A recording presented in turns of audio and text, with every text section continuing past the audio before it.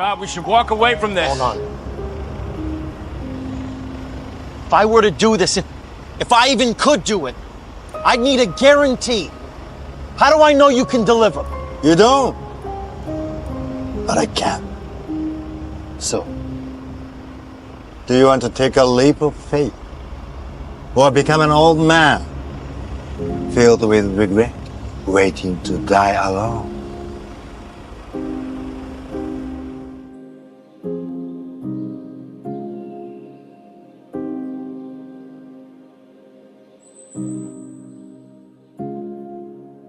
Dreams without goals remain dreams, just dreams, and ultimately fuel disappointment.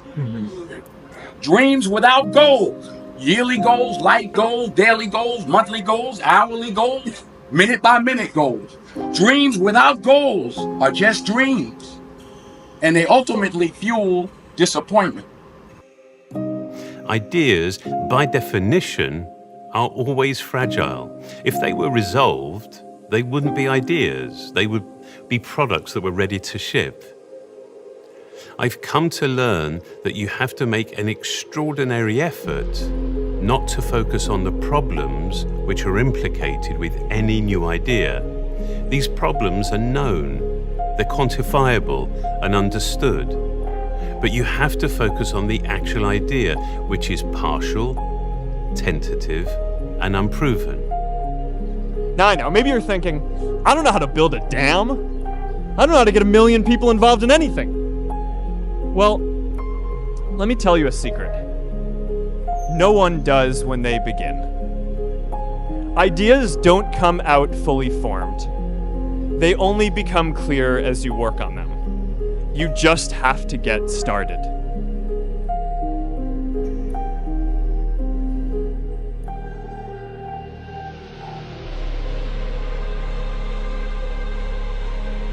The question that Terman has to wrestle with is, why did that group fail?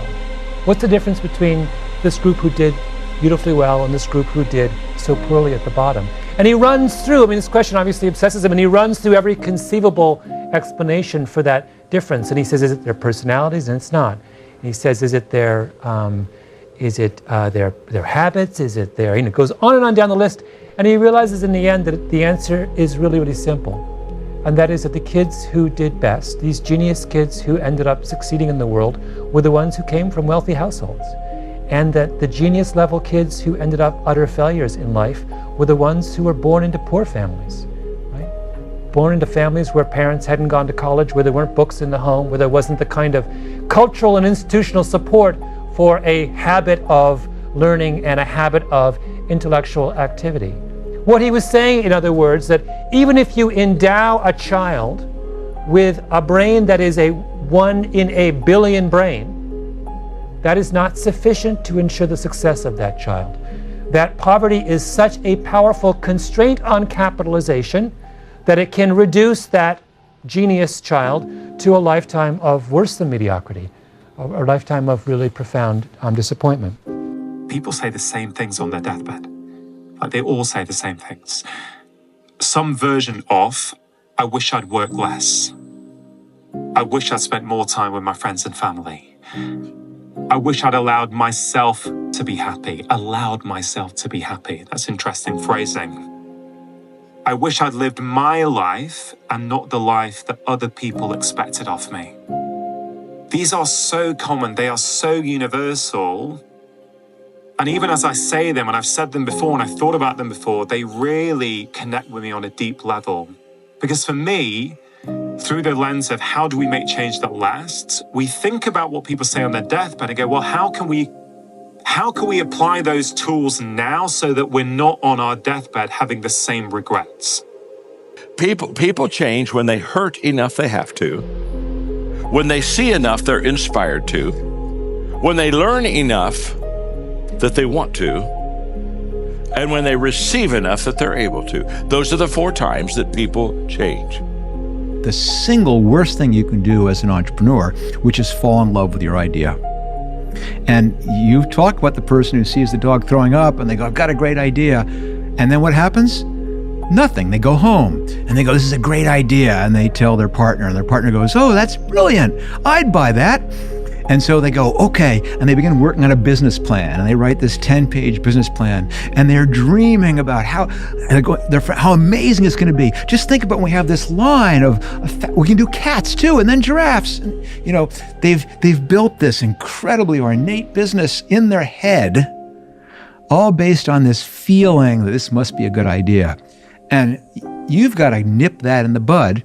And the way you nip it in the bud is you try, rather than dreaming how amazing this idea is, the first thing you think about, the only thing you think about is, how can I quickly, cheaply, and easily collide this idea with a real person and find out, is it in fact a good idea or a bad idea?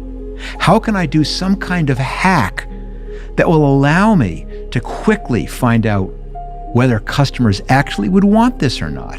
In a world that's changing so quickly, the biggest risk you can take is not taking any risk. And I really think that that's true, right? I mean, a lot of people, I think that,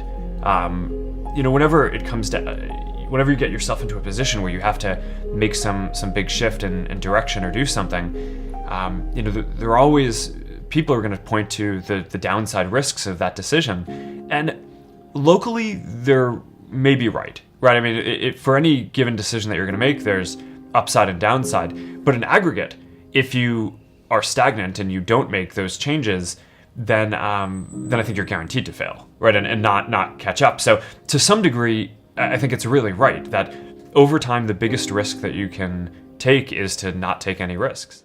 5 stages that you go through as an entrepreneur when you're considering a new opportunity. Phase 1 is called uninformed optimism. This is where you are uninformed, but you're like, man, this opportunity sounds so great. Look at all these people making all this money. And then you get to something called informed pessimism. You're like, oh, wow, this isn't as easy as I thought. And then you get into the valley of despair. Sad face, sad face. This is where most people quit. And this is what most people do now. They find another one of these things to get into, and they go all the way over back here. And so what happens is people keep repeating the cycle over and over and over again, and they never make progress. When you do find something that you're like, you know what, I kind of like this. Okay, this is harder than I originally thought. I guess this is why everyone isn't rich. And then something magic happens. You then start to have informed optimism. You now start to realize, you're like, okay, I haven't gotten there yet, but I understand the math. And then you finally get to the final phase, which is achievement, which is you actually accomplish externally what you set out to.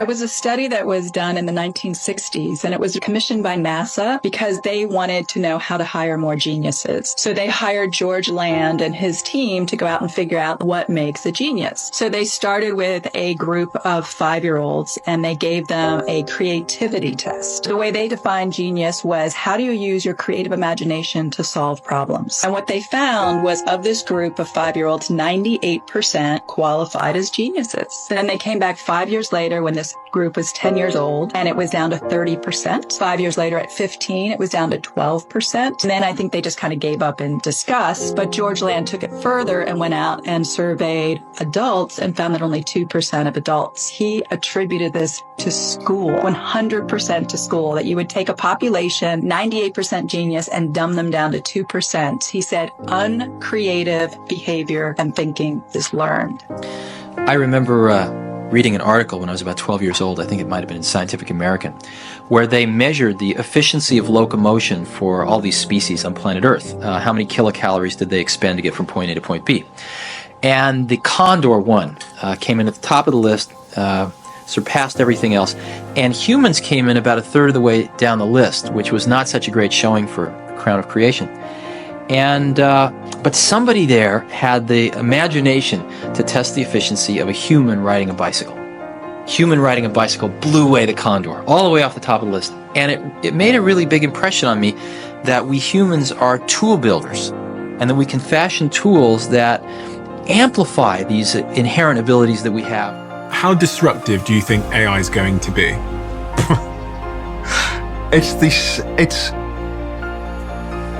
How do I put this It is the single greatest innovation of humanity ever. The only thing that comes close is probably the splitting of the atom. But this is happening really fast. It's going to break the entire economic model, for good and for bad. It's going to change our understanding of how society functions, what humans do.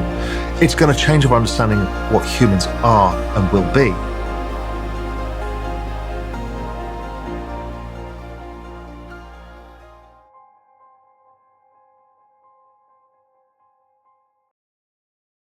Big shift over 20 years has been that tech used to be a tools industry for basically from like 1940 through to about 2010. Almost all the big successful companies were picks and shovels companies. So PC, database, smartphone, some tool that somebody else would pick up and use.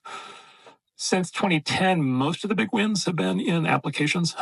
So a company that starts starts in an existing industry and goes directly to the customer in that industry. And the early examples there were like Uber and Lyft and Airbnb, and then that model is kind of elaborating out.